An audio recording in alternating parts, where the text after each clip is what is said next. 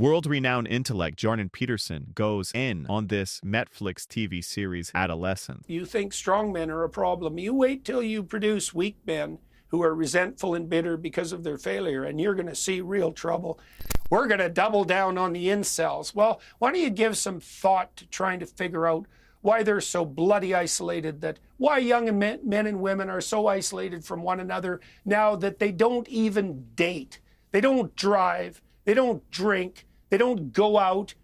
They don't date. They don't marry. Why is that? One of the most popular influencers in the world among young men is Andrew Tate.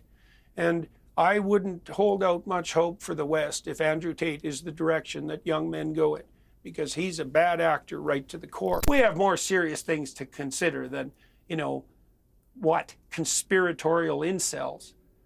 Even let's take the Muslim extremist front, shall we? Even countries like the UAE and Saudi Arabia have been insistently warning the West that the true danger from Islamism is going to come from Europe and the UK in the future, and not from places like the UAE and Saudi Arabia, which have already become alert to the threat. He really lets Piers Morgan know the truth about young men and what he thinks about this show. He absolutely destroys this show. This series is absolute garbage. Let's see what he says in this interview. It's a doozy. Make sure you like and subscribe. Yeah, I completely agree. Let's just change subject slightly to this Netflix drama phenomenon, Adolescence, which is really in your wheelhouse, I think, Jordan, because it follows a 13-year-old boy who's suspected of killing a young girl, and he's been adversely influenced, affected by what he's seen online, some pretty extreme stuff, a lot of misogyny. He's portrayed as a young incel and so on. There's now a move to have this series shown in schools. It's been a huge hit in the UK and America and everywhere else. I don't know if you've seen it yet, but you've probably seen the coverage of it. What do you make of the fact, A, that it's been so successful, and B, the premise behind it, that we're basically having an epidemic at the moment of young boys in particular whose brains are getting scrambled by pretty vile stuff online? Well, look, there is a crisis of youth, both among young men and young women. And with young men, it's a consequence of the fact that they've been programmatically demoralized for 60 years, I would say. Their play preferences in schools are not favored because boys tend to be more active, as they're taught that competition is wrong by utter fools who don't understand that peaceful competition in game-like settings is actually an advanced form of cooperation that socializes aggression. They've been taught that their ambition is nothing but a manifestation of the oppressive patriarchy. They've been taught that all of their attraction towards women is to be regarded with extreme skepticism because fundamentally they're nothing but, would-be rapists. And, that all has an effect. And I've seen that, and it's been painful to see. I've been struck to the core over the last 6 years as my influence has grown to see just exactly the scope of demoralization among young people. I'll talk about men first, all around the world. And also, Piers, hurt as well by the observation that many of these young men can be set right with not much more than some truly encouraging words. And, that exaggerates the pain because the problem is deep and the solution isn't that complex or difficult, and you don't need that much of it. And so, I warned back in 2016 about this assault on masculinity. I said, you people, you keep pushing, you're going to find out you think strong men are a problem. You wait till you produce weak men who are resentful and bitter because of their failure, and you're going to see real trouble. And you're going to see people turn, and this is happening to some degree because one of the most popular influencers in the world among young men is Andrew Tate. And I wouldn't hold out much hope for the West if Andrew Tate is the direction that young men go in, because he's a bad actor right to the core. But the thing about someone like him is that if you're weak and dependent and demoralized by your culture, let's say, and you've fallen into that isolated trap.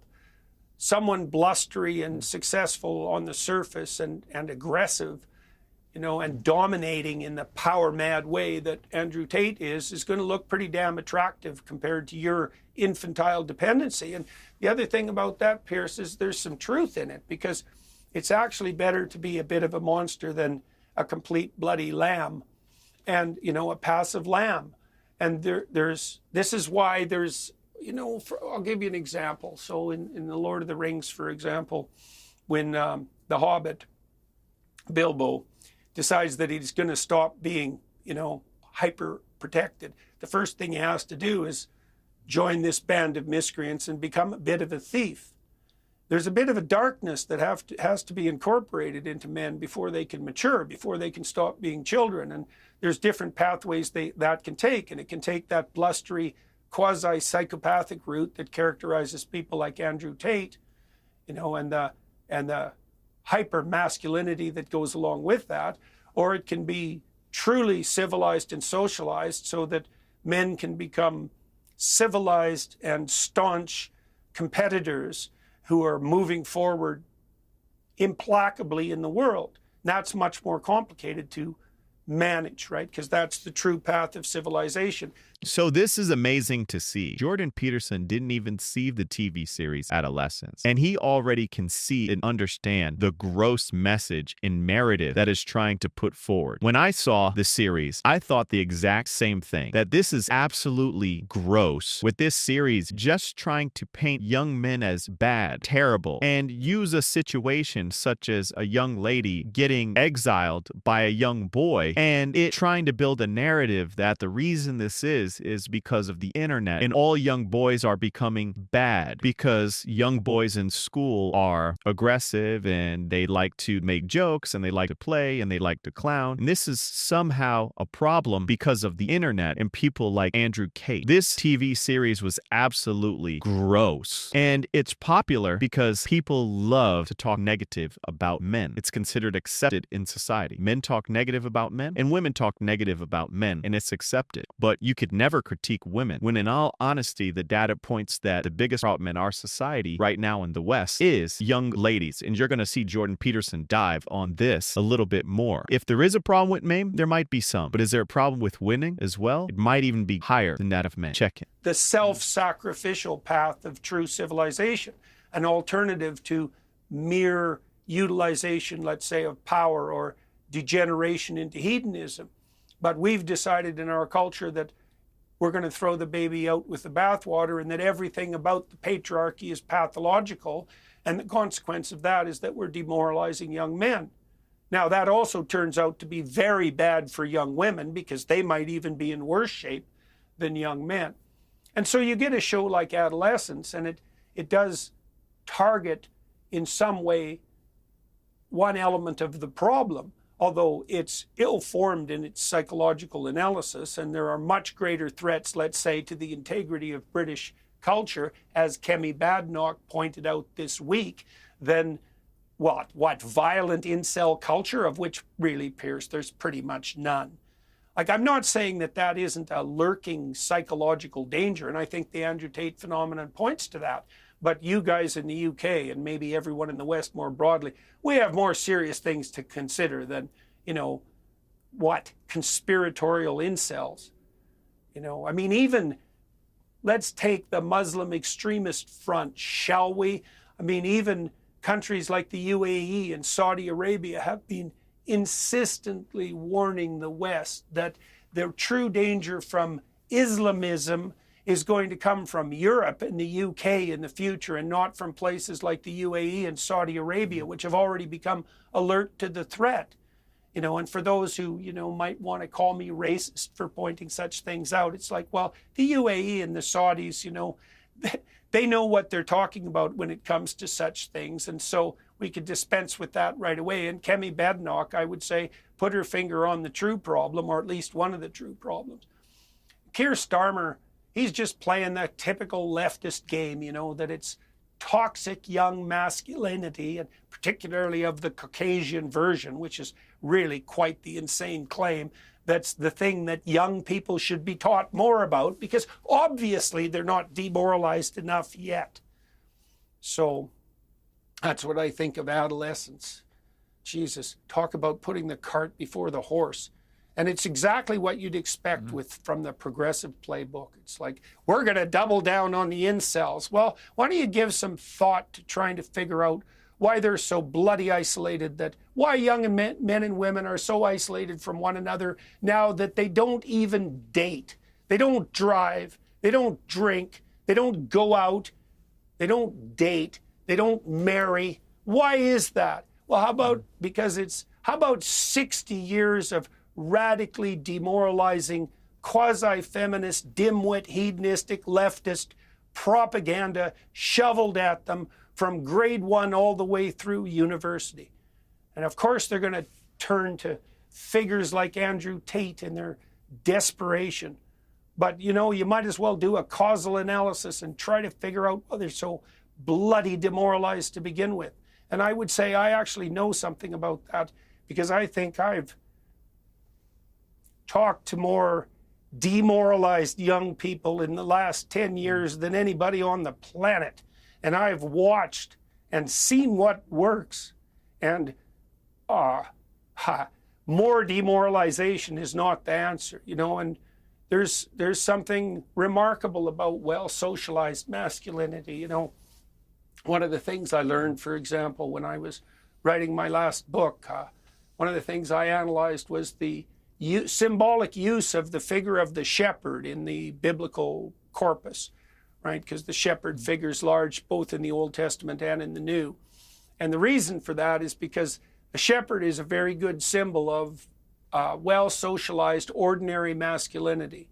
So shepherds in the ancient Middle East had to live by their own wits, right, in the wilderness. And so they were tough guys, and they had to keep the wolves and the lions at bay with pretty primitive weapons, as exemplified in the story of Moses and in the story of David, for example.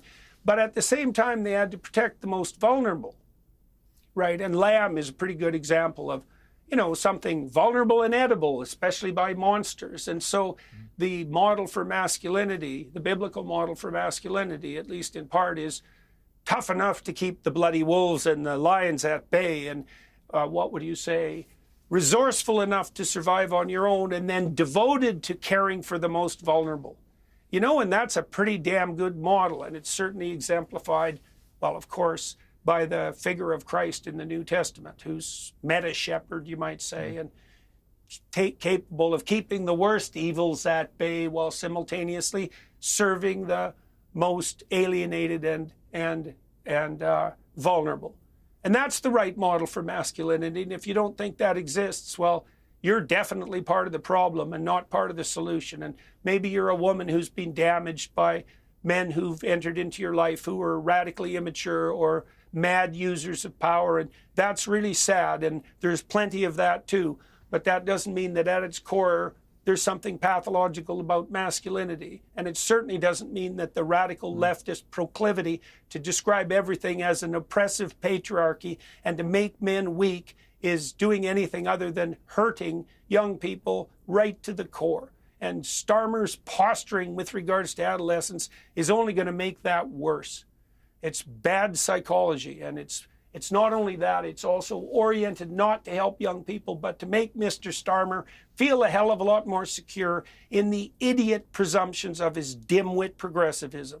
Like Jordan Peterson said, reiterating this, is that this is definitely out of the leftist political playbook. This is right up their alley. This is something that they say and do all the time. Men are bad, women are good with high virtue, especially young men are bad and young white men are bad. And that's the whole narrative of this Adolescence series. Earlier, Peterson was more controversial towards Kate than I ever am. But at the end of the day, he did say that when it does come to somebody like Andrew Tate or men in general, You have to toe the line between a monster in order to be able to become a formidable man, a formidable person in society who's willing to do the things necessary that are for good, to have bravery, to stand up, to stand with purpose. And he goes into that. It makes that acknowledgement throughout things that he's saying. And from a political standpoint, the left just wants to down men, when in actuality, there's a lot of focus that needs to be focused on towards young women and geared towards young women. Because if we look at depression, for example, women have 3 to 4 times more depression and anxiety compared to men, especially amongst young girls in schools. And young girls' depression and anxiety has gone up to 300% within the last few years. And it's happened because of social media, okay? More young women are saying they're trans because of social media, for example. So when we focus on men, young men as the problem, young men are not the problem. Young men are finding themselves and they're doing what they're supposed to do as they move forward in life. The focus needs to be on young women. Hope you liked this video. Make sure you like to subscribe. See you in the next video.